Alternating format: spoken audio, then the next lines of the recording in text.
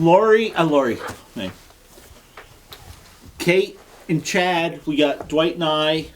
I know Laura's going to join us remotely, and I know that we don't know about Mark. Nobody's heard from Mark, have they?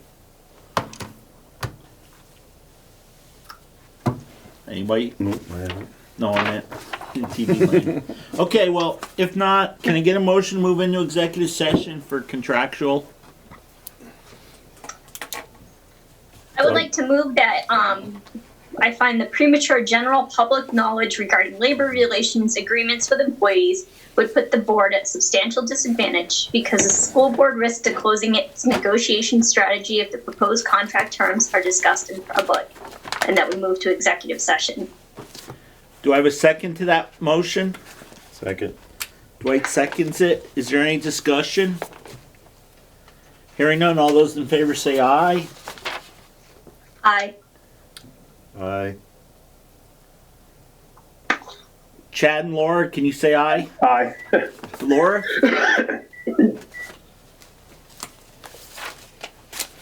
Is she hooked up? Laura, did you hear the motion to move into executive session?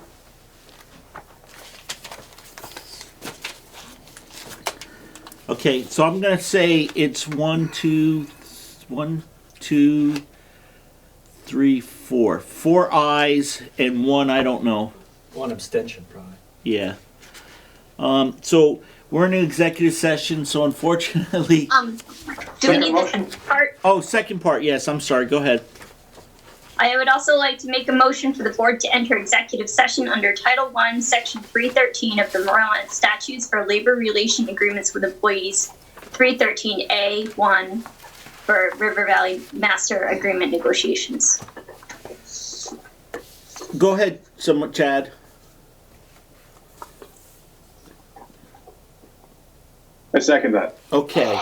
So we have another motion and a second. Is there any discussion?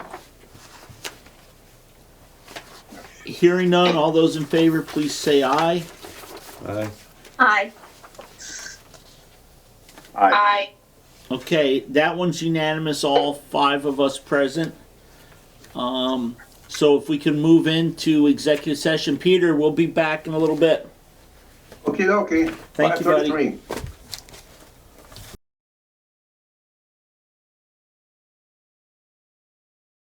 We reviewed a proposal from the teachers, and we have some clarifying questions we're going to ask, and we have a few things to check with the attorney, and we're planning on the first meeting in January coming back with a response. Okay. Okay? Great.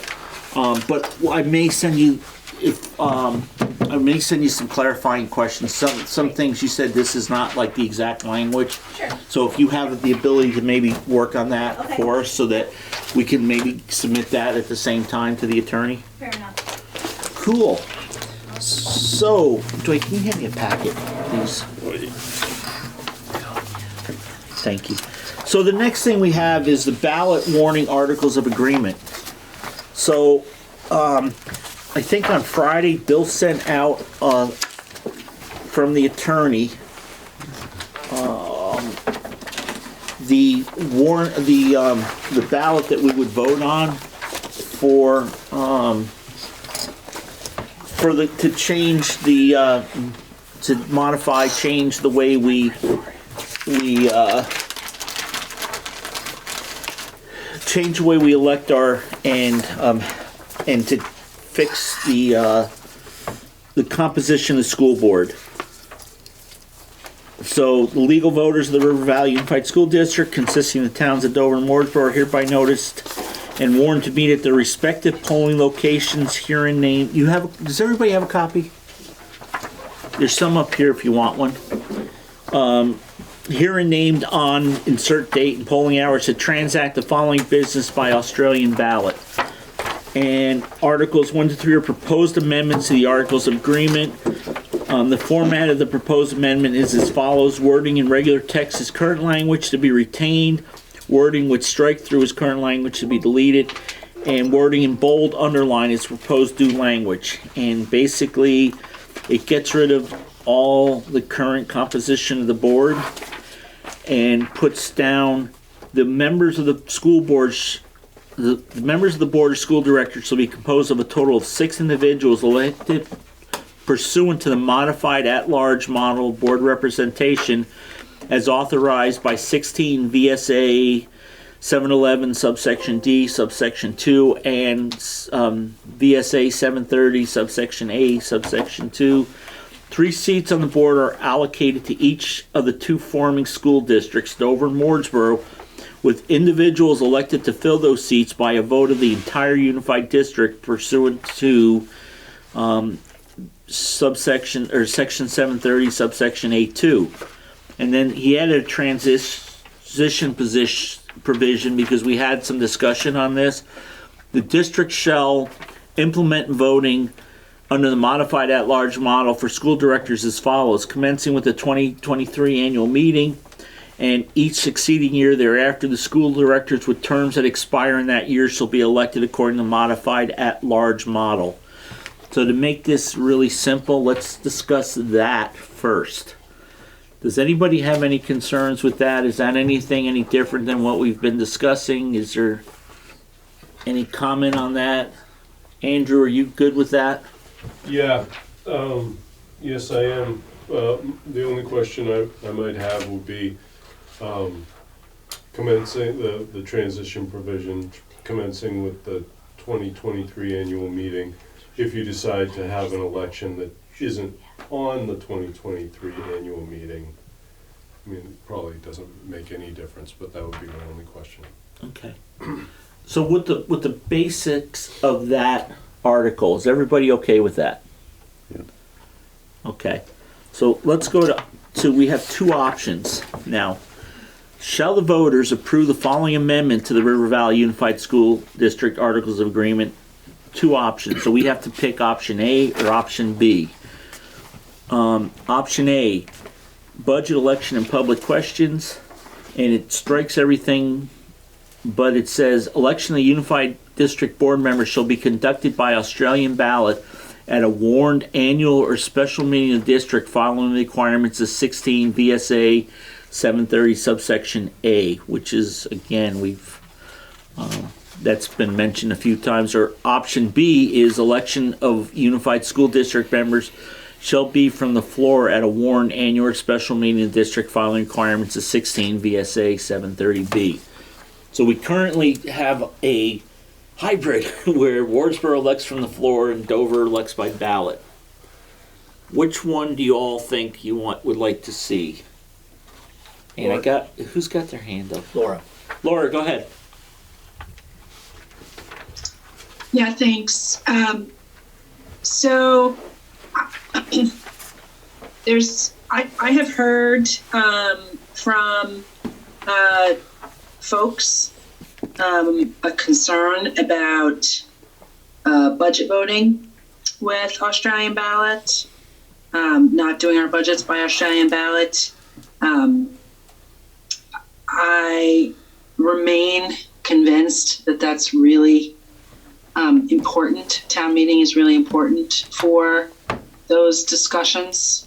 That connection with our community, the ability to explain in depth to voters what they're voting on, to amend budgets, to make decisions at town meeting. And so I'm really hesitant to move in that direction. You know, we have always, heard from our town clerk a real strong, encouragement to maintain that form of government. And I agree, and I think that's important. Having said that, when we are looking at part of that means that we are putting in place a budget and asking people to feel pretty confident about that budget and the way that it came together. And I think that we can do a good service to our communities by doing our voting to elect our school board members by Australian ballot. This gives a much larger portion of our population the opportunity to weigh in on who they want in creating those budgets. Creates opportunity for accountability on those budgets. And I think it's important, and particularly with a larger district. I think that it will help us with cohesiveness, moving to this district, which has members that are elected by people in both towns. That's a shift. It's a shift that I support in order to keep representation fairly equal. We're asking the whole population to vote for us. And that's the reason that I feel pretty strongly that we should elect school board members. We should move to elect all school board members by Australian ballot. And I recognize that this is a shift for Wardsboro.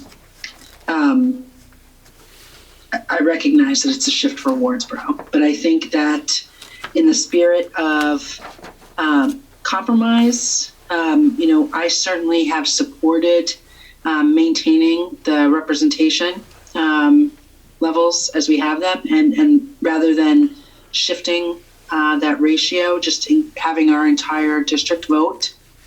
And so I think this would be a good compromise and helps kind of balance out accountability and maintain our town meeting traditions. And so I will stop there.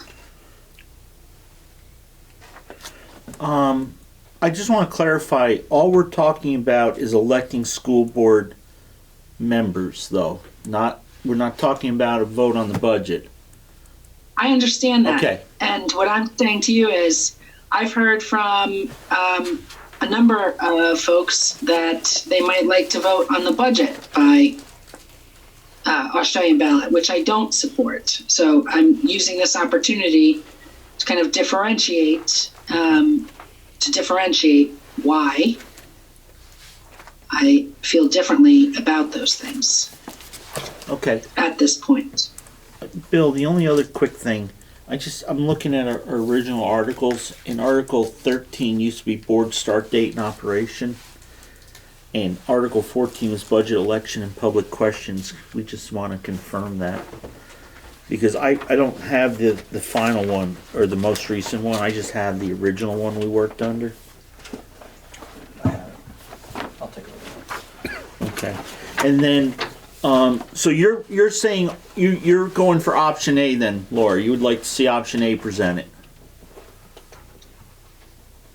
I would, yes. I feel like I recognize that it's a change for Wardsboro, but I really am asking for our Wardsboro colleagues to consider doing that. Okay, so it is Article 13. The only thing, just as a quick correction too, if you remember, the first two elections in Wardsboro were by ballot because they were required to be that way. We didn't change, or at least the first one was by ballot when we formed the district. So, in the 3 years that we've been the district, maybe one or two of them have been. So. And then Wardsboro has a little tougher time because by doing it by the floor vote, you folks then have to, at town meeting, Right. create a whole nother A meeting. whole other meeting within a meeting. Yeah. Right, so that's been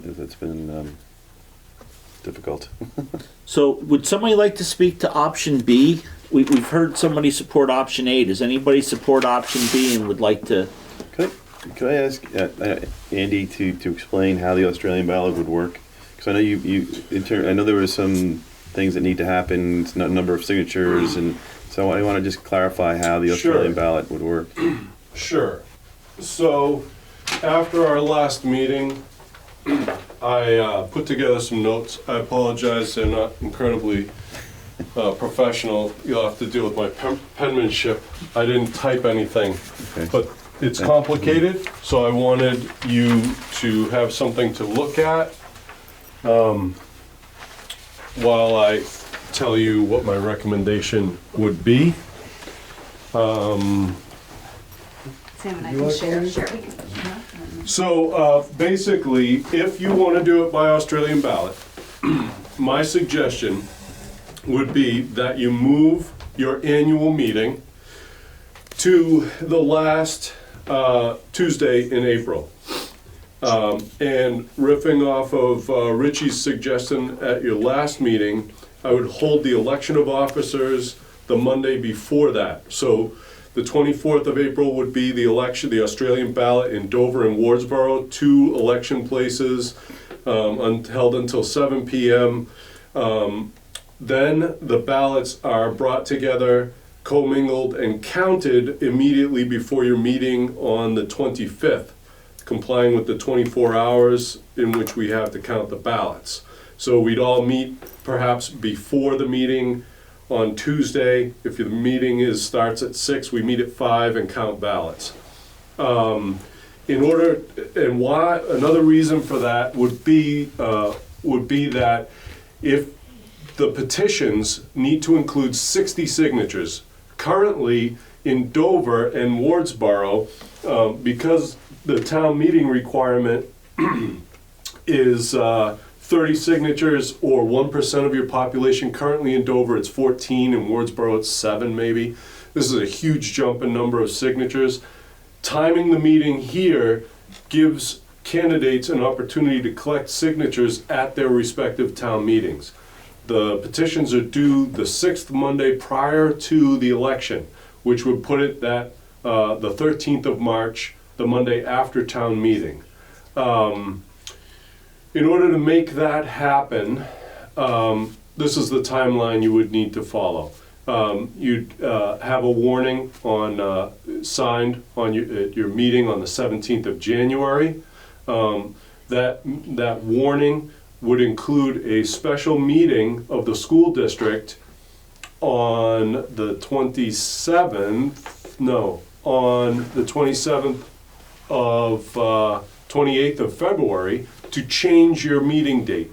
The people created that meeting date from the floor at a meeting for the last Tuesday in March. So to change that, you would have to have a meeting. In conjunction with your Australian ballot to change your articles, which this is what this is about, you'd need to have a meeting to change the town meeting date.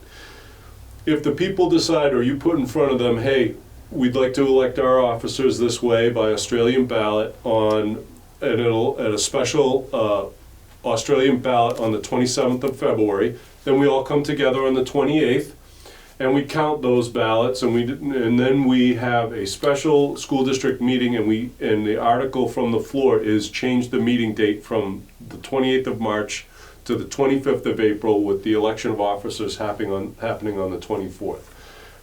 That gives people time to get their 60 signatures, including town meeting. Hey, Andrew, on Yeah. that though, those Yeah. 60 include both towns. You don't have to just get 60 signatures from one town. That's correct. Okay. Because we had talked about that and you thought so, but you weren't. You were going to check or.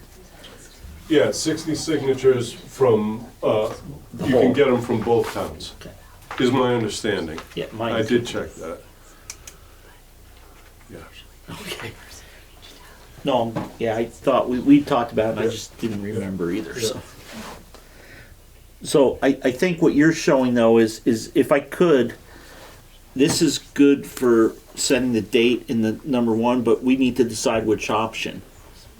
So Yes, either and option we do. This is the question that Dwight just asked me, how Yeah. would it work? This is the only way I would support an Australian ballot vote. If you want to do an Australian ballot vote at town meeting or some such thing, I'm against it completely. But a lot of you seem to think an Australian ballot vote for your directors was a good idea. And I wanted to put something together for you so that it would be something I could live with, and I think would mitigate that onerous requirement for people to run for office. which one do you support? I think I've spoken enough on that.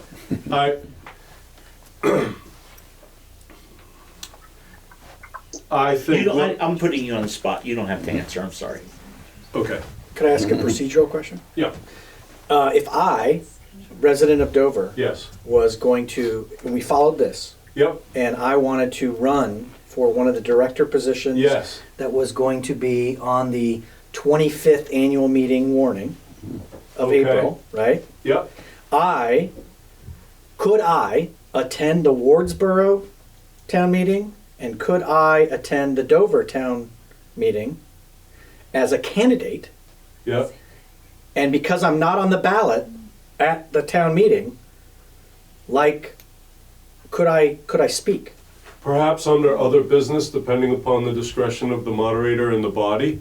Perhaps But you could create a expectation you could. where that would be offered, suggested, and encouraged, so you would even get even more participation.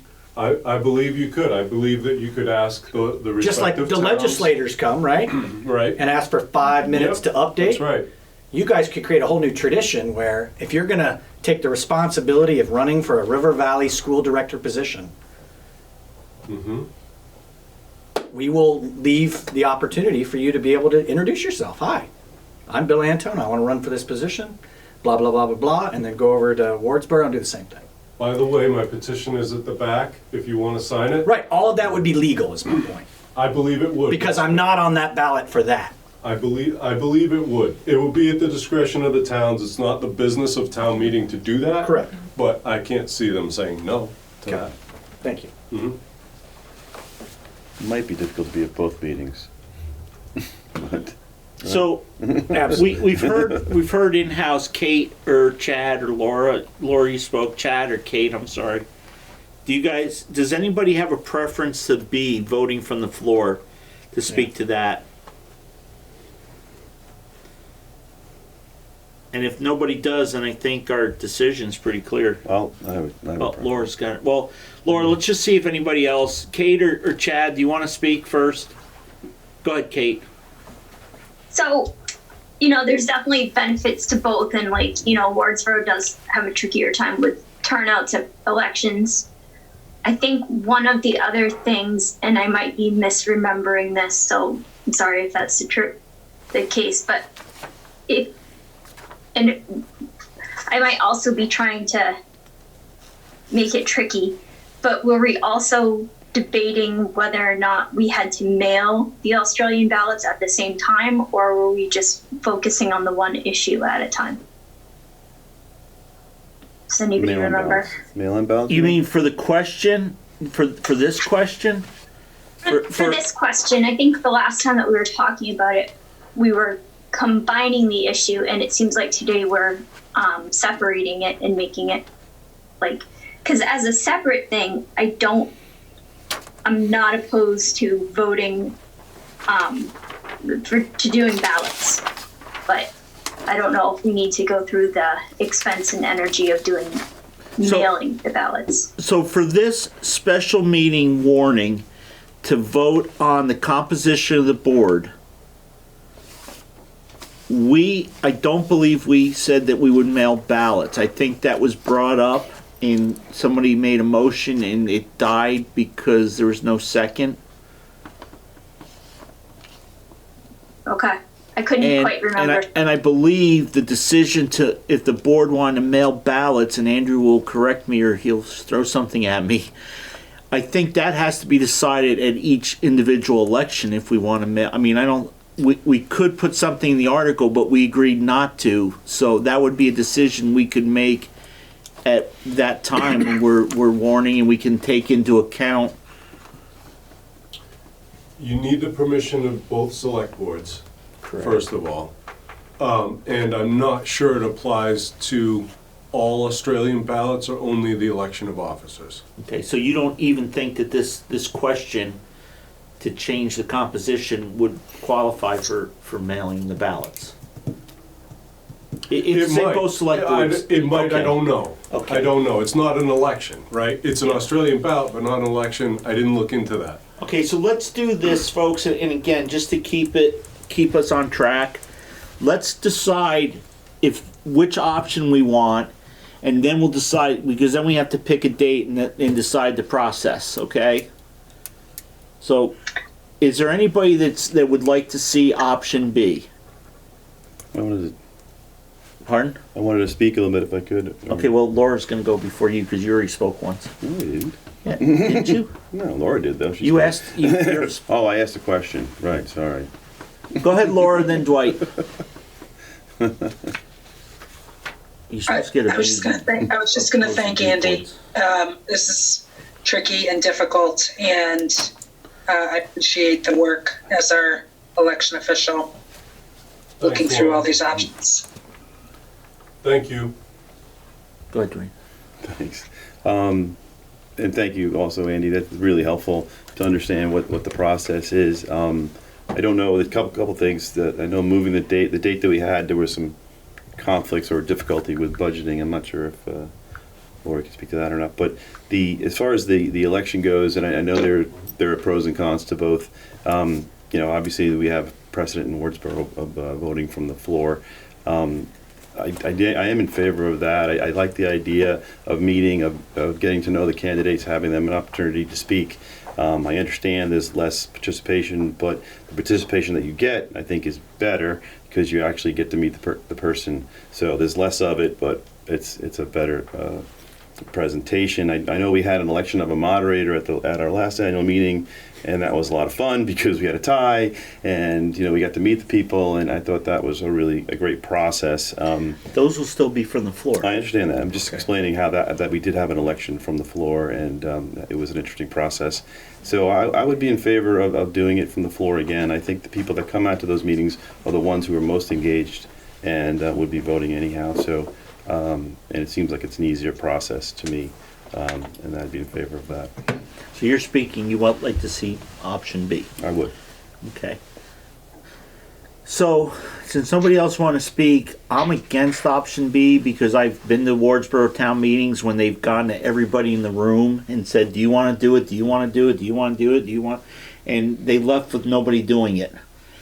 And that's the problem because I think with something like that from the floor, it's difficult, and you may just get somebody who brings 20 of their friends and says, okay, well, there's 21 people here, I'm going to get elected. Andy and I had a conversation about the 60, and that's why I just want to refresh my memory. 60 to get 60 people to sign your petition in Wardsboro or Dover. Not insurmountable in any one of the towns, but it would be a little bit of work. But I thought it would be really good because I forget, I asked Laura what they needed for signatures for legislature to get on a ballot. But it's between the two towns, I think if you went to the landfill transfer station, the post office in each town for a day, you'd probably get 60 signatures. And it would be a good chance to go meet people. So I have no problem with the Australian ballot. Just because I don't think it is that insurmountable. And if you really want to do it, you'll do it instead of just sitting there saying, I think I want to be on the school board because I can't find anybody else. And unfortunately, I think that happens a lot more, especially now. I remember there used to be 3 or 4 people running for a select board position in Dover. Now, we ever had more than a 2-way race in the last few years. So it seems like there's less people out there. So this shows that somebody's going to put some effort in. Is that Chad? It is. Go ahead, Chad. Yeah. I'm sorry. Well, I think, a combination of things. Dwight, I like what you're saying about the engagement that does happen, in the in-person meetings. However, to the point, if we do with the Australian ballot and we are needing to garner signatures, again, it doesn't seem like an instrumental effort, Rich. I agree with you 100% there. And it also gives the opportunity to engage. And I was thinking from last year's meeting in Wardsboro, did we have 60 people? And I don't think we did. I think 30 is on point. I could be wrong. But again, by walking out and meeting more people in the town in an effort to get signatures to be on a ballot, I think you're going to have even better engagement with some, and even re-energize some that may have been a bit apathetic about some of our local elections and needs in the community.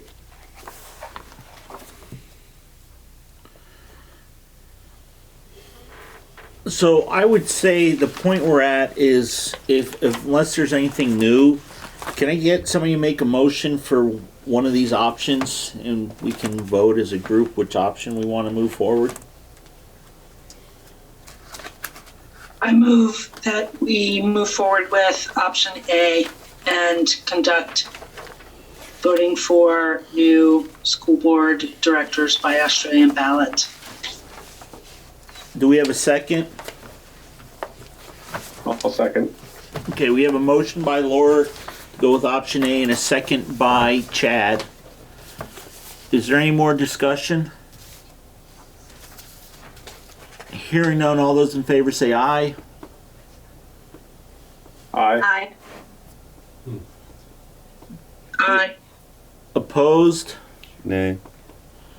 Okay, it's not a unanimous decision, so we'll do a roll call vote. Laura, how vote you? Yes. We're gonna play tic-tac-toe. Chad, how vote you? Aye. Kate, how vote you? Aye. Dwight? No. Okay, so it's 3-1, so the motion will carry. Sorry, Andy. Peter, Doesn't work out here. Peter, you got that all? Button. Yes, sir. Okay, button. Andrew? Yes, sir. So now I think this One here opposed. Yep. is what we need to now discuss with you so we can add a date to it, correct? Okay, yep. I'm sorry, that's three, that is 3 in favor, 1 opposed. Correct. Thank you. Actually, though, that's only half the board. I'm gonna vote aye also, so it's 4-1. I don't think you can. You're supposed to vote just to break a tie or Well, create a tie. I think it's kind of a tie. Oh, it's a tie because it's 3. Because it's only 3, so a majority of the board hasn't approved it. Half the board approved I'm it. okay with that. Just Yeah, And that's, and I'm just the doing chair it to. can vote. The chair is almost always to create or break a tie. But on this one, I'm just to be sure that there's nothing to come back to later. Okay. Okay, Andrew, I'm sorry. So All right. now the only thing is there any way we can put this on so those folks can see it? No. Without making No, any- it'll be over here. It'll be over here. Here's the I took notes on Andy's timeline because it was a lot. Yeah, It was a lot of stuff. it's so we're gonna send this all to you because it's even though it's handwritten, it's really well done. Okay. So go ahead, Hey, Andrew. Richard, Yep. with your smartphone, I'm doing. you can take a picture of that Lori's doing. and then you could send it to me. Smartphone. Lori's doing that right now. It's still got a it. flip phone. We got it. Lori's smarter than me in all ways, including her phone. Okay, so anyways, Andy, while she's doing that, go ahead, so we don't hold you Okay. guys up. So what I would suggest is, at your meeting on January 17th, you need to have warnings ready to sign, and you need to sign them. And that's for Okay? the special vote. And on the 17th, that you'll have warnings, one for the Australian ballot to amend your articles according to what you just voted, Okay. okay? And a warning for a special school district meeting so that the people can change the date of your annual meeting from the 28th of March to the last Tuesday in April. That's my suggestion, last Tuesday in April. And I will have them posted, signed, recorded, posted by the 27th of January, which allows you to have those meetings the last Monday and Tuesday of February. Last Monday of February will be the Australian ballot. We will have a polling place in Wardsboro and Dover on this article amendment. The ballots will be transported to wherever we have that annual meeting on the 28th, that special meeting on the 28th of February. We will count the ballots, see what the people decided as far as amending that. amending that, those articles of agreement, and then you'll have an article to be voted from the floor at your meeting on the 28th to change the date of your annual meeting. Okay? Then, So depending on Andy, how is there any reason why we couldn't do that at our next meeting, and then that way you've got it way ahead of time, and you're not, because you got a lot of other stuff coming up in January. sign your warnings? Yep. Yeah, I Because they're think you very can. simple. We Yeah. voted on the It can be warning. posted between 30 and 40 days prior to the meeting. Okay. So, So Bill, why don't we talk to the attorney? Let's get this all together so that we can discuss it and sign it at our next meeting. And you'll see it ahead of time, but you don't need to Okay. come. All right. Well, then we'll get it to you, and then you've got Okay. some time to some Okay. leeway. And if you see something you don't like, we can also Okay. adjust it. and so if all goes as planned on the 27th and 28th of February, people can have petitions, right? The folks who need to be on the ballot can have their petitions, and we can talk to the both select boards and moderators for town meetings, and they can collect signatures at town meeting, put a dent in those 60 signatures. Those petitions will be due March 13th, which is the 6th Monday prior to your new annual meeting date. Then we will create ballots. We will mail absentee ballots to whoever requests one. And there will be an election of officers on Monday, April 24th, with polling places in Dover and Wardsboro, probably from 10 a.m. until the required 7 p.m. You'll have your annual meeting on Tuesday, April 25th, say at 6 o'clock. I think it's in Wardsboro this year. Yes. We'll all meet prior to that at 5 and count these ballots. Michelle, the clerk in Wardsboro, reminded me that these ballots are going to be very simple. I don't think it's worth our time and effort to use the tabulator. We're probably looking at one candidate races, and we're probably looking at 2, maybe 3. It's going to be simple and easy to count. So I'm guessing we meet an hour beforehand, total up the votes, and then we have our meeting at 6. Well, the Tuesday. annual meeting's usually at 7. Okay, have it at 7. So We'll you've meet got at 6. and that gives everybody a little more time. Yep. Yep.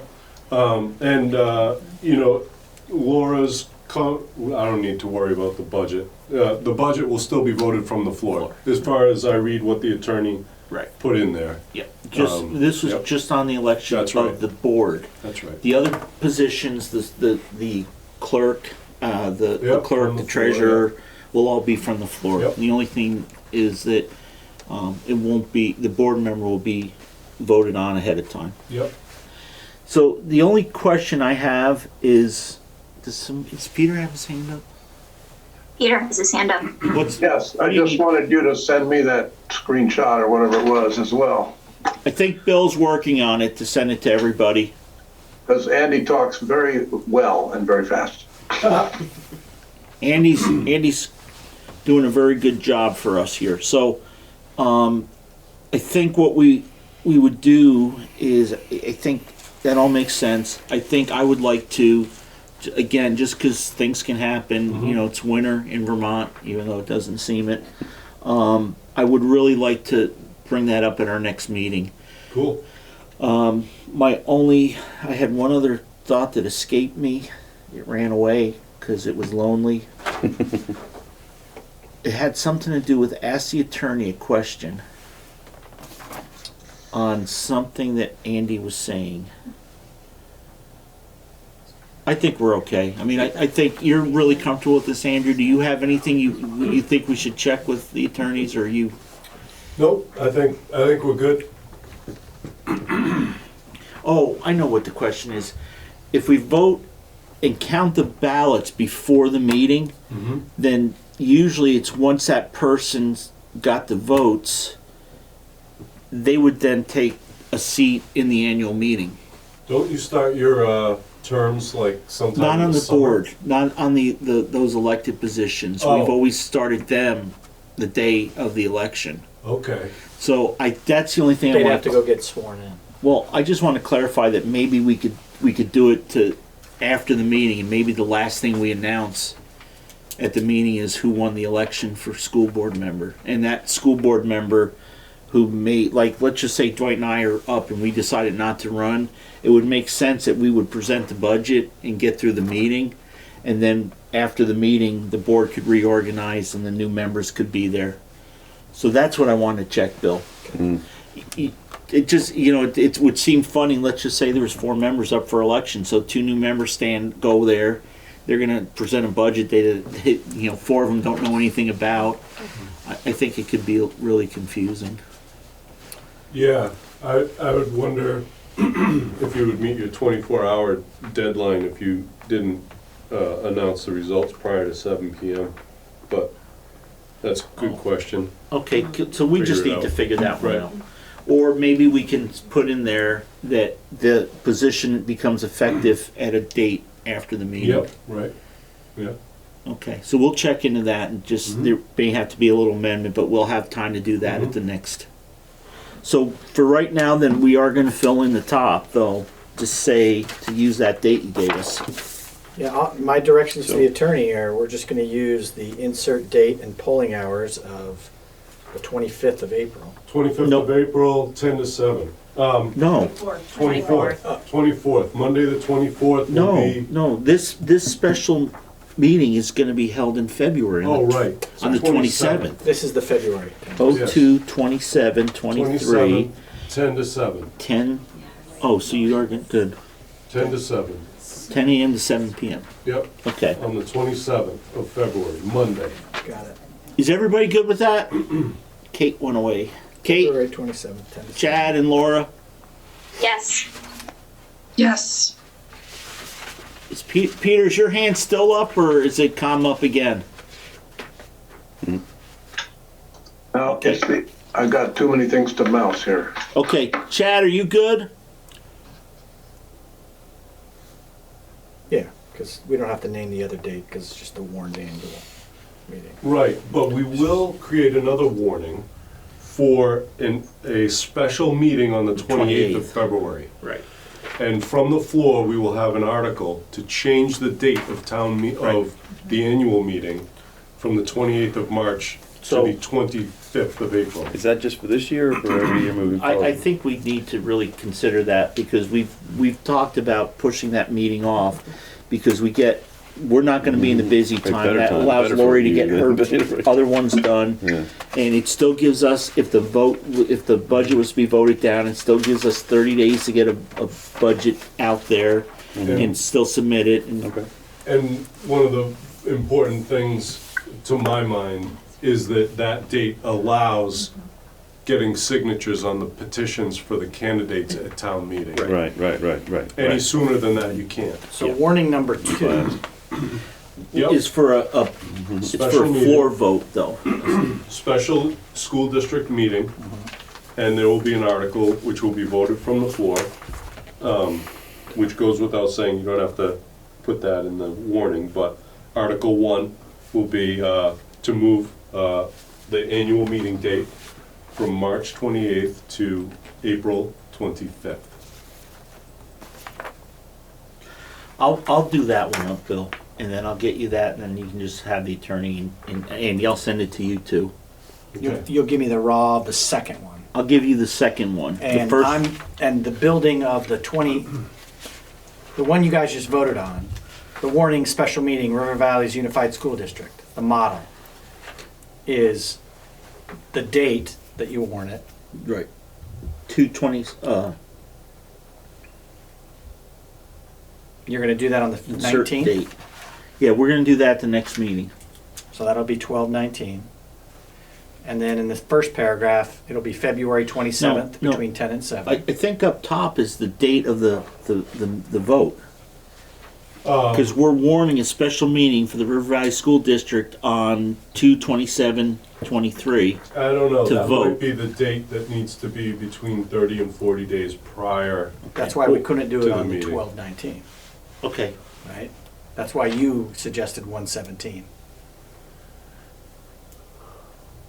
12/19 is not within It would be that too 30 far to out. 40 day window? Right.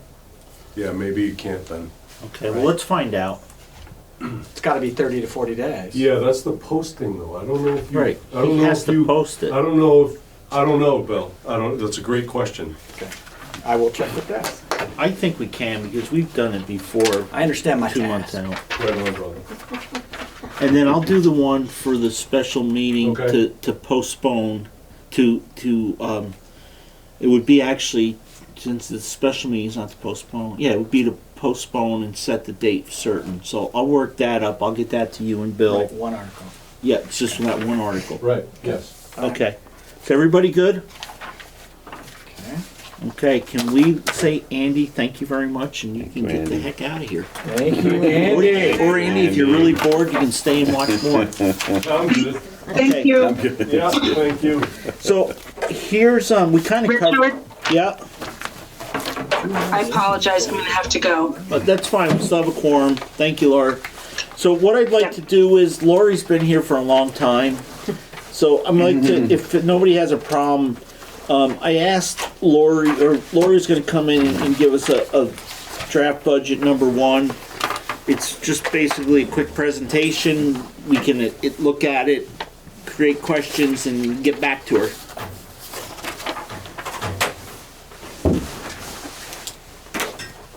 Oh, see, she's been here so long, her computer died. No, I'm having problems with it, but, I'm Do you want me sorry. to co-host you, or do you want to project? um, You want me to project? you might have to project because I'm not sure. I'm getting the black screen of death here, so. I will project. Ooh. Then It you was- can just talk. That would be awesome. Narrative first. Yes. Okay. There it All is. right. So as I said in my email to you guys, that this is a draft in big letters, capital letters. We are still waiting for some information on secondary students, and probably will have that by your next meeting. And of course, that's such a large portion of your budget that, could have an effect either way. So, but why don't we go over the things that we do know?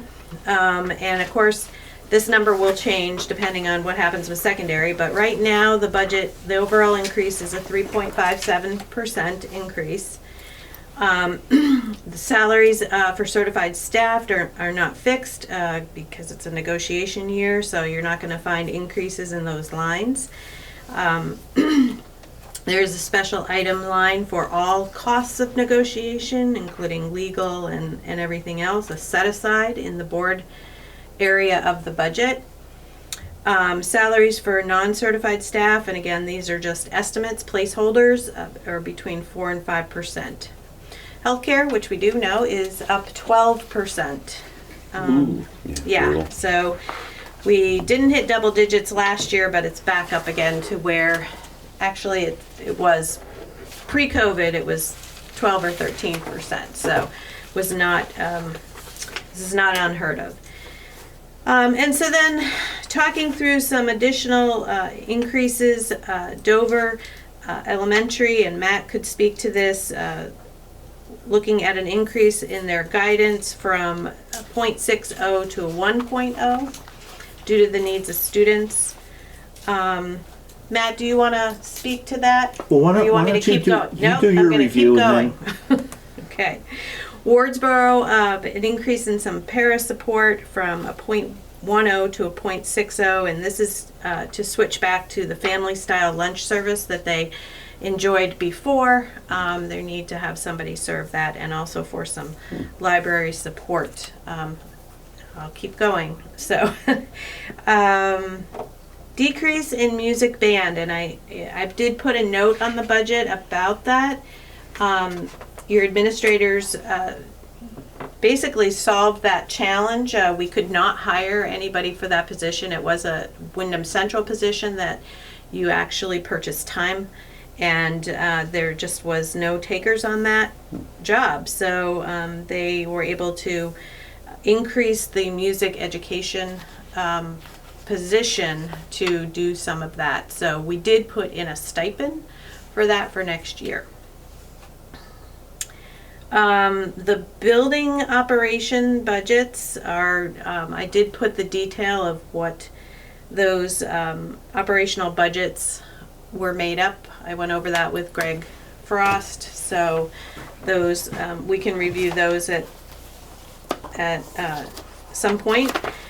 The largest increase is in after-school programming. So Tammy, Matt, and we did a deep dive into the expenses, and I think it's like around $65,000 is the increase, so quite a large expense increase. And most of this is coming from really understanding what it costs to have a locally funded after-school program. Wardsboro, this is their first year having it locally funded, but they have a 70% participation rate. That is amazing. So it's really been great there. There's also been some reduction in grant funding. So the after-school program was partially paid for over the last couple of years through ESSER funds. So those are going away. So this is really the true cost of the after-school. And summer. We went through both. And then the other large increase is for the combined food services for labor costs and higher food costs, which we're all seeing at the grocery store. All of those things are flowing through. So something to note, and I'm not sure, I think Laura said she had to get off, right? Okay. I wanted to pick her brain about it, but at this point, we don't know if universal meals will become, law going forward. It will continue. However, it is sounding like it might be. So if that's the case, then that budget actually might come back down, because what I'm projecting is revenues, with parents paying. And so, that's not always a given, right? So when you have the state paying for that. So that's another area that will be looked at as we go through. We probably won't know if it's going to be law or not, so we'll just plan for it not, and then if it, then there would be a surplus. But there's another good reason to push the meeting off later in the season so that we... Yeah. It's, everything seems to be going slower this year, getting information, and it's felt like that over the last couple of years, so the later the better. Yeah, but I thought the commissioner's report came out that there'll be a pretty big reduction in the tax rate. It's an increase, actually. Yeah, It's an increase. The commissioner's letter is also taking into account the CLAs, so I think that is where the yield came out really high, much higher than I ever would have expected. It's 15,000+. And last year I was telling everybody, 13,000 yield is like, don't count on this. This is a, anomaly, that type of thing. So to see it at 15 was actually, quite a shocker. But I think that they are taking into consideration the CLA as well, which will probably be lower in each town because it's a 3-year average. So you're losing, every year you're losing a normal CLA. So that's really the overview of the budget. And does anybody have any questions? General questions?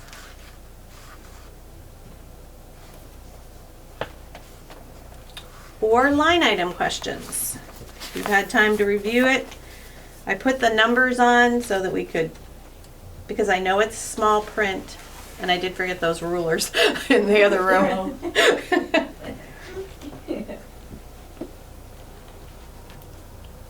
Well, hearing none, I think you got off pretty easy on this first round. So why don't we go to Tammy and Matt to talk about those other increases? I mean, the food increases. I remember a long time ago, before Bill was even here in any capacity, one of the things that teachers came up with was to help our test scores is, to feed students the day of the test. Because, we can't learn if we're hungry. And I think that's really been a positive for all of us. So the food is going to be what it's going to be. I think that's really a no-brainer. I mean, the staff thinks highly enough of that they brought it to the board. So I think I don't think we need to really spend time on that, but I think to express the after-school program and what that does for continuity and for your programs. And then Matt, your other, you had that one increase with the guidance counselor. So if you two want to take and explain that quickly, you don't have to get into specifics, and then if there's more questions later. Yeah, sure.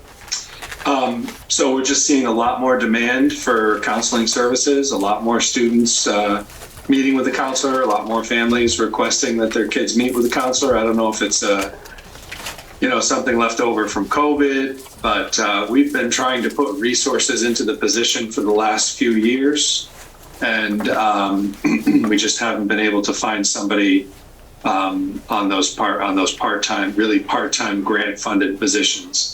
To try to get staffing. Laura mentioned it earlier, staffing has been a challenge. So we thought we'd put it in this time and see if we can figure out how to make it work. I just feel our kids need this service more. 3 days a week having the service and then not having the service 2 days, kids don't take those days off from their needs. And I just feel we need to address that. Any questions for Matt? Oh no, Kate's gonna get you, Matt. So right now, that's a shared position with Dover and Wardsboro. So how, I guess, and maybe it's too much of the details, but how would that work? Yeah, we haven't gone any farther into it other than analyzing the need. So I imagine several ways it could work out. But the demand is just that, that's just the demand at this point. So I assume we'll have to get clarity on that and come up with a proposal as, perhaps if it's passed and we end up going forward with it. Thank you.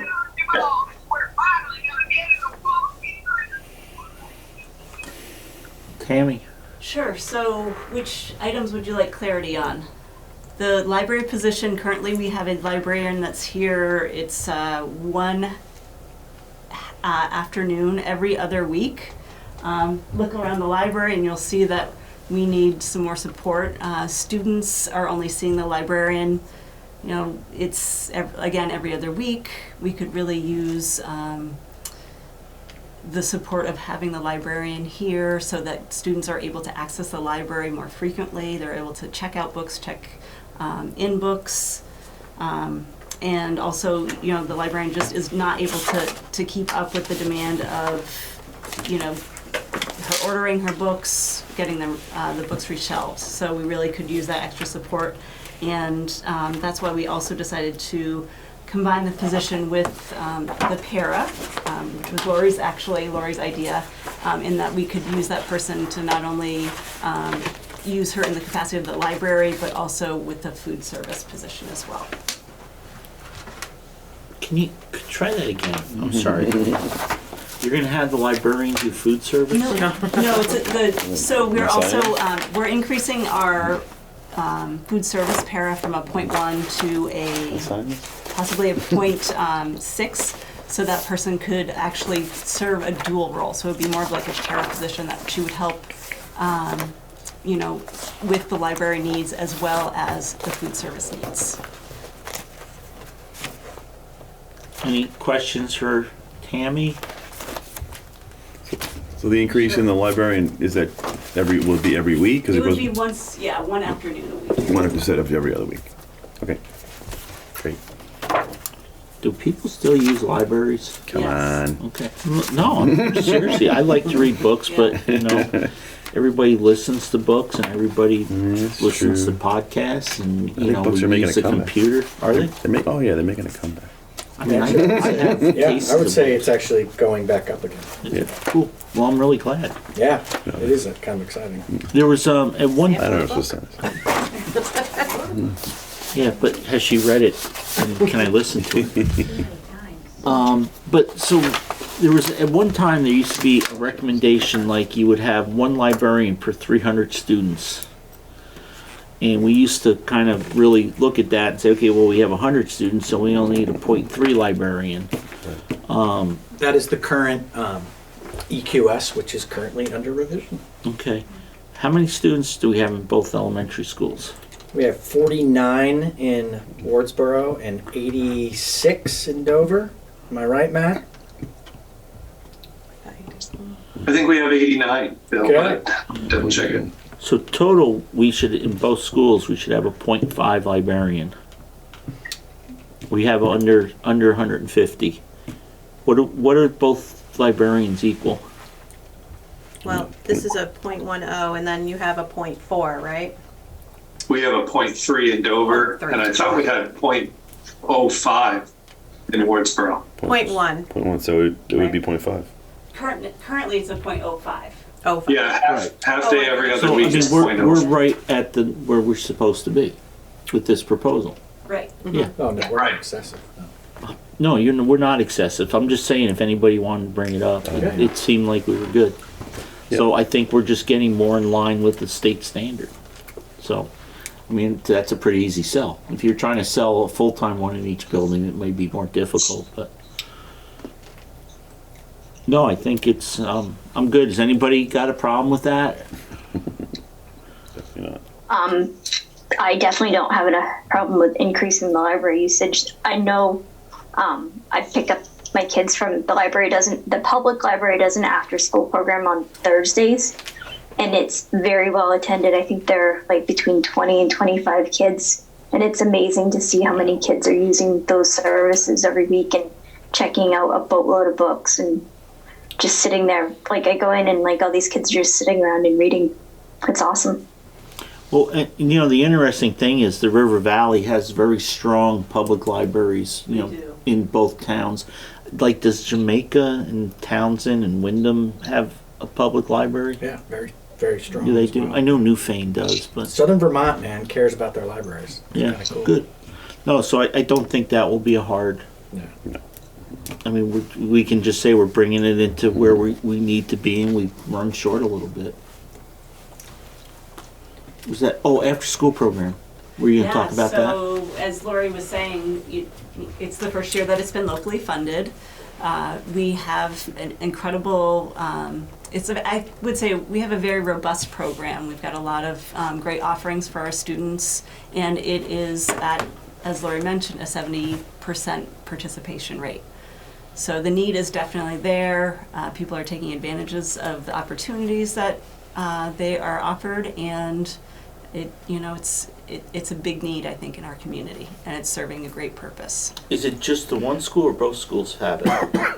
Both schools have an after-school program. But you're increasing this one. No, Oh.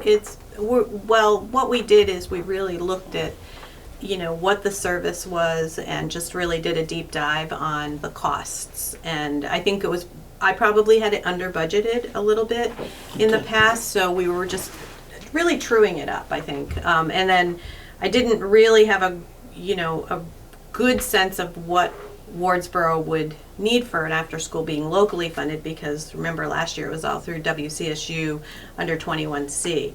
So we did put a line item in, but it wasn't enough. So So are we having it's a really just shortage this truing year? it up. No, we're running over, probably will run over. Yeah, Okay. some of Yeah. it's still grant funded this year. Okay. So next year the grant goes away. So that's the issue too, is that you're really seeing the true cost of the program. So one of the things, we've never had an issue selling a school budget when the students are doing well and the parents are happy. I know we're changing testing procedures. I really think the state of Vermont does that every so often so that they can cover up their lack of progress. But I know that you all, our staff, Matt, in the schools, you folks do you do testing during the year to see where everybody stands, to help direct your curriculum, and like if the staff knows something's working well because they're seeing results, they maybe don't have to spend as much time on that, but something they thought may be going well and it really isn't, that they can spend time on that. what does it look like? I don't want to use the state scores because they're going to just, they calibrate them and everything else. Are we still seeing some progress from last year? Is there other places that we're not seeing progress that we need to maybe add some resources? Or is there stuff we can move around? I mean, I want to just make sure that our students, again, it's easy to sell a budget to the voters when their students are doing well, performing well, and the parents are happy. So is that all happening? Matt and Tammy and Bill? I would say yes. I would let Tammy and Matt give you any details, but you have to put it in the context of you've had 3 disrupted school years. Oh, yeah. So what we really do is we look at, in September, we assess all of our students on our local comprehensive assessment system.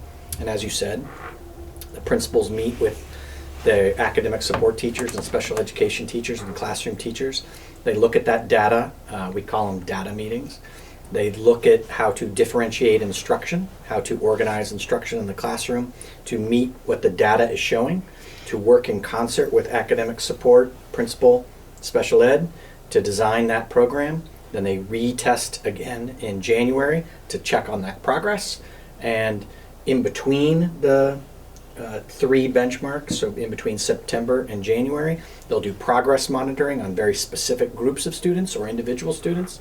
And that is tracked extremely diligently so that, as you pointed out, you're going to target the instruction to where the need is being required. So from an overall perspective, I feel very confident that is happening. From a very specific perspective, I would leave it to Matt and Tammy. Yeah, I think the MTSS system that both schools are putting in place follow the exact prescription that Bill just described. And from my perspective, the system that we have in place is there and it's working. We still have a lot of work to do. I think Bill's right. Our students had 3 disruptive years, so we have a little bit of work cut out for us as far as filling some of those achievement gaps that we're seeing as a result of missed instruction or remote instruction. So I think the systems are in place. It's just getting the kids where they need back where they need to be, because you have to remember the standards haven't changed, so the testing requirements haven't changed. Correct. Right, they're still expecting students in 4th grade to learn or to know the same amount of things that they had expected prior to COVID. Even though 1st, 2nd, and 3rd grade were highly disruptive years. Right. But are we getting there? I mean, are we close to that? We hope to. We are moving forward. We are moving forward in a growth manner, but we have to also be realistic about the context in which we're moving forward. And again, I understand that your graph may show some ups and downs, but Sure. it's that average thing. I want to just make sure we're still moving up instead of going down. No, we are not going down. It's hard to justify. But it is hard work, and the teachers are, the expansion of what skill level you are responsible for has increased dramatically. It's always there. If you're teaching 2nd and 3rd grade or 3rd and 4th grade, you're always going to have an expansion of, from kindergarten to 5th grade. But when you have 3 disrupted school years, that just expands that concentration wider. Are we all good with budget? Is there any other questions? Do you have something you I want? have a little bit more. Okay, I'm sorry. Nope, that's okay. I have, these are, oops, I'll let you. Thank you. This is just a fund balance. This is from our auditors. It's fund balance? Fund balance. It's a fun balance. Balance. We're having fun. Fun that's left. So the audit is not quite complete, but these are projected, so I just wanted to make sure that you have that, and Bill will email. I just did it. Oh, thank you. See? You just came in. Rich has got it. So these just came in, so I didn't have these to send out on Saturday when I sent the budget. Because this is going to be our concern when we start looking at numbers. That is, for so right I now. just wanted you to have it. But we'll hot have the off real press. numbers when we, in January, when we start looking at. Yes, there. I should have some final budget, final audits, hopefully just before the holiday break. So I just wanted you to have that. And then I do have, and this is, I think most of the board was actually at the WCSU meeting, but I have been going around and doing a quick overview on the WCSU meeting where the WCSU budget was approved. I'm happy to do that, or Rich, if you think that we're all set, then. We talked about it briefly at the Okay. last meeting, and I just gave a broad overview. Okay. Did anybody have any questions, or basically, why don't you do the over and under? The quick one? Yeah. The quick overview? Okay. So WCSU budget was approved on 11/16 by the full WCSU board. It is available for all of you on the screen, both WCSU website and also the WRED website. I've had it posted there. I don't think your regular website's up and running yet, so anyway, you can find it there in its entirety. Basically, just to give you the quick overview, the superintendent's budget expenses were up 17.53%. However, our revenues were also up because of the federal grant. So we apply for and we receive a federal indirect rate, which can be applied to exactly what we apply them to is anything that can't be directly charged to a grant. So this is, payroll, AP, all of those services that it takes to process a grant. We can go ahead and use that indirect. So applying that indirect, this allowed for an assessment increase of 2.55%. So, which is consistent with our 7 years of assessment increases. The technology budget, which you'll notice in your budget, was up.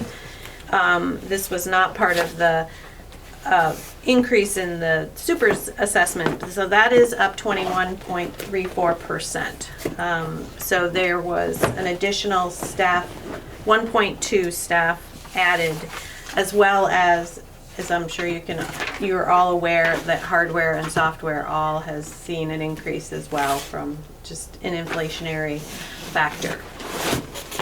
The MTSS budget, which is what we were just talking about, the multi-tiered system of support budget, is increased 7.79%. However, again, using some fund balance that we have decreased that assessment down to 2.91%. So modest increases from the central office.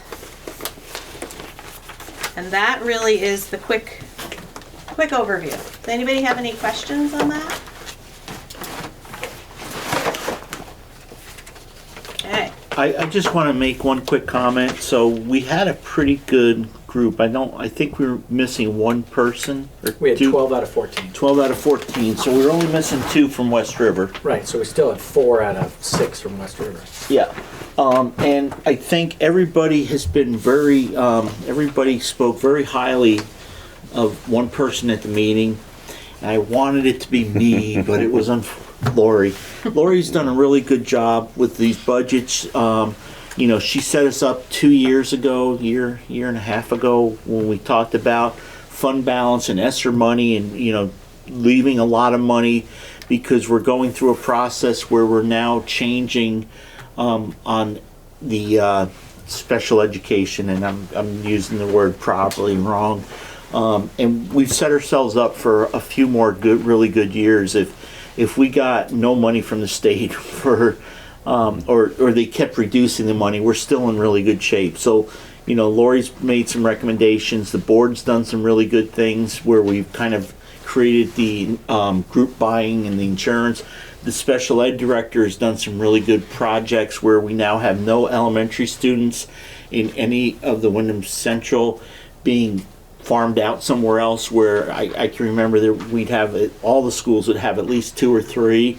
So there's a lot of really good work, and I think a lot of it comes from a superintendent that hires really good people and then gets out of their way and supports them but lets them do their job. gives them the support they need. Wyndham Central has been very well supported. You know, we've been able to hire a facilities person that's helped with these budgets.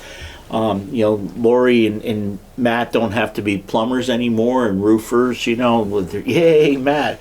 How many years, Matt, did you have every year? And I know you've had some issues here. So there's some really good teams. And although the number of students have decreased and our budgets have increased, you know, you're looking at 8 to 10% inflation this year. You know, we have fund balances. I remember when Frank Rucker was here arguing, not with Frank, but, you know, just to have $100,000 fund balance in any account was, you know, almost unheard of.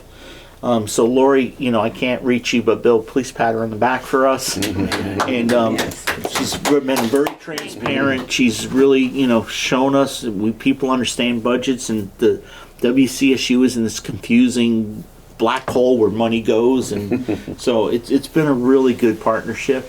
And, you know, I really feel like that partnership's going to keep going forward.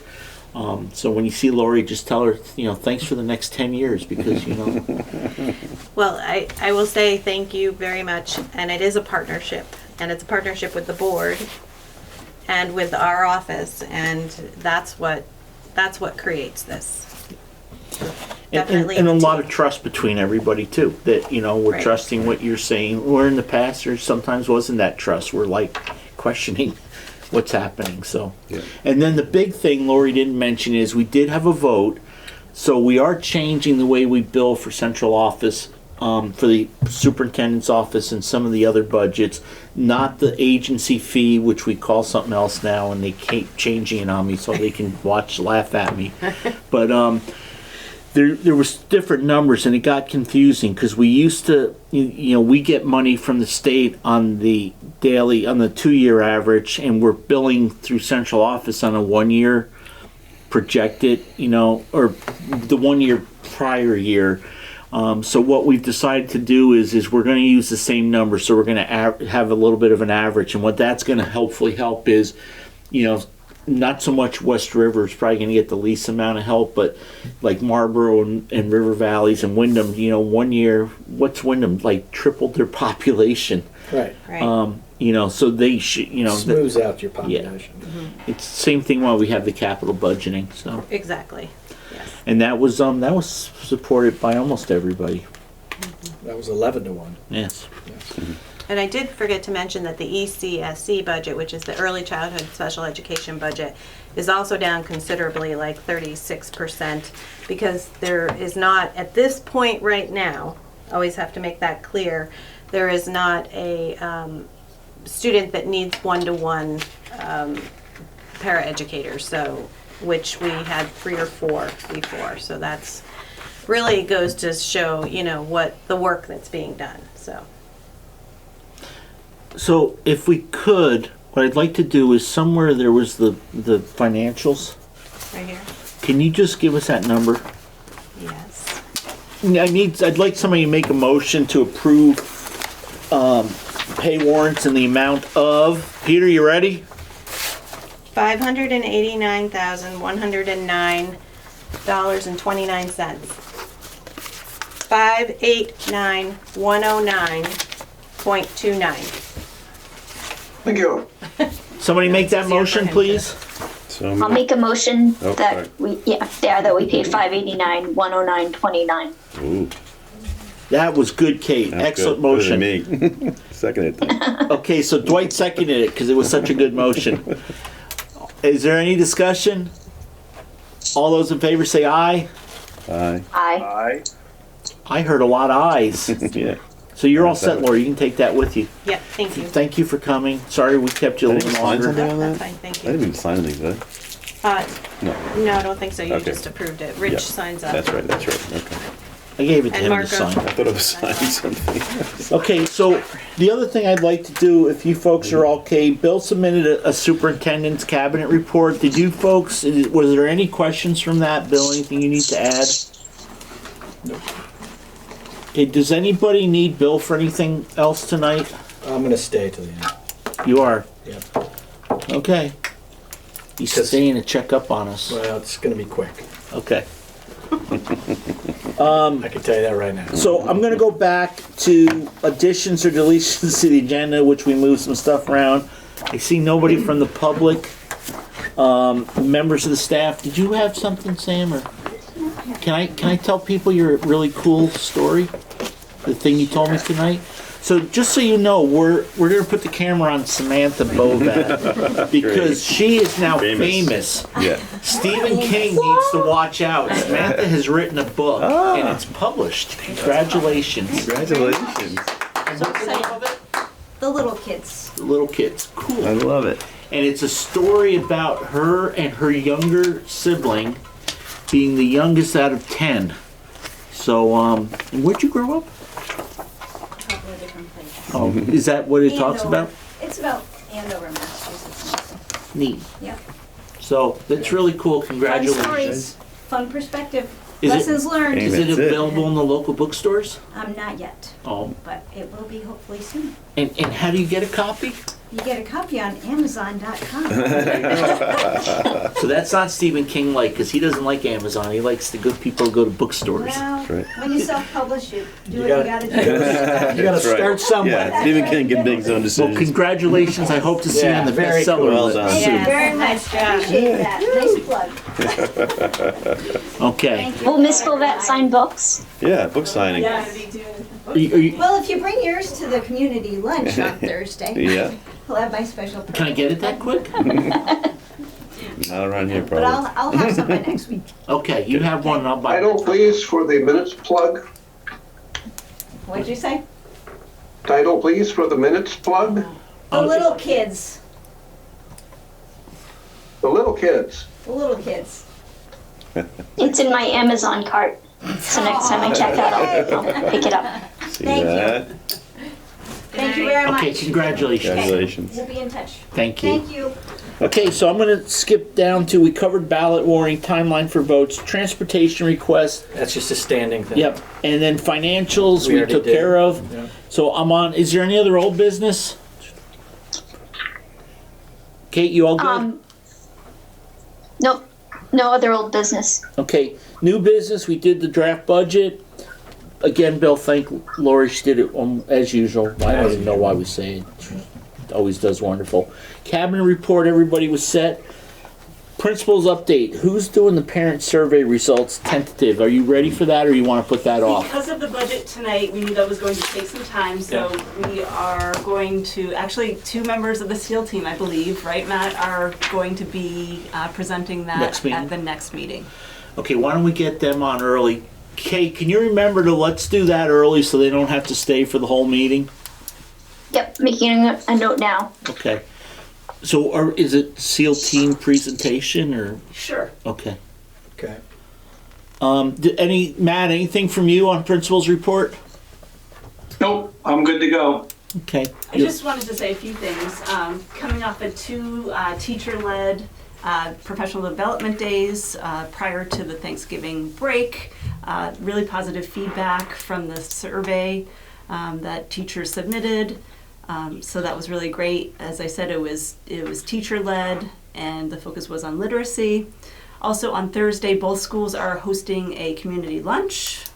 We have, I think, about between the both schools over 300 people that Wow. Bob and his help are preparing food for. Nice. So big thank you to the Dover staff and Bob for putting that all together. This will be the first one that we're doing, since after COVID. So it's a lot of work that goes on into putting that together.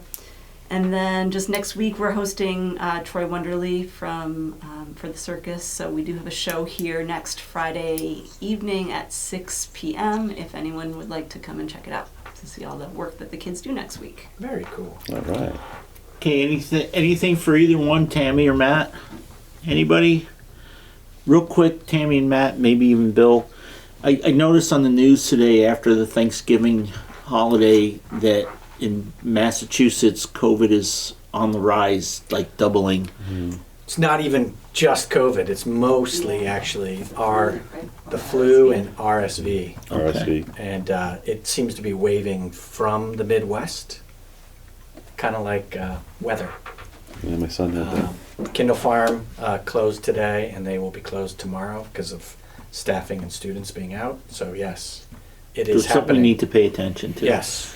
So we don't require masks, but we still do sanitizing hands, have lots of hand sanitizer. We've kept all those protocols because it's been beneficial for all, but yeah, we don't require masks, but we also don't stop anybody from doing whatever they feel to make themselves comfortable in the school. Okay. Any questions on that? Everybody good? Next thing we had, we had We'll move that. The policy procedural, review. Yep. Yeah, I was just gonna say, is there any other new business that I missed? Anything that we need to? Bill, you're asking for a day off or to close, or is that here? Or was that somewhere else? I forgot. That was going to be on the 15th discussion. Okay. So does each school have to do that though? Yeah, you guys could talk about it right now. Well, I was gonna say, that way if we're gonna do something, we can let They people would have know ahead of time. Yeah, I would recommend that the board allow the principals to allow their staff to leave at noon on the 23rd. It is a full in-service day. Both principals are planning some high-quality building-based professional development. I believe that they can accomplish that in a half a day, and I think it would be nice to allow our staff to leave at noon on the 23rd, Friday the 23rd. Students will not be here. So it doesn't affect the students or parents at all? That is correct. So do we need a motion to that, or do? We do. I would like a motion, but you guys don't have. Yeah, you do. You have 4 of you. Yeah. Yeah, I would love a motion to allow the principals to be able to have their staff leave at noon on the 23rd.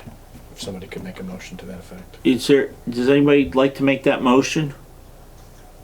I would love to make a motion that the principals be allowed to have their staff leave after a half day on 12/23. Do I have a second? Chad? Yep. Okay. Is there any more discussion? Hearing none, all those in favor say aye. Aye. Aye. I'm going to vote in the affirmative also, so it appears to be a unanimous decision. Thank you for remembering. It is. Well, I just figured if No. we did it at that meeting, then great. they're only going to have a week's Instead of the notice. 19th, yeah, yeah. exactly. I think it would be good. So we'll just lead the way again, Bill. I like it. Makes it easy. Okay. Consent agenda. We have the minutes of the November 21st, 22 meeting, and I have no correspondence. I have none. Does anybody have a problem with the minutes? Any questions, answers? I haven't heard anything from Mark about it. Hearing none, the minutes of the November 21st, 2022 meeting shall be accepted as presented. Thank you, Peter. And this is actually not bad, folks. We started a little late. We overran. We were supposed to end at 8 o'clock, and I have about 8:04. Pretty good. Not bad. Good job, everybody. Some really good discussion. We got a lot of stuff done. Dwight, what motion would you say you wanted to make about 3 hours ago? Yeah, motion to adjourn. Okay, motion to adjourn. All those in favor say aye. Aye. Aye. Aye.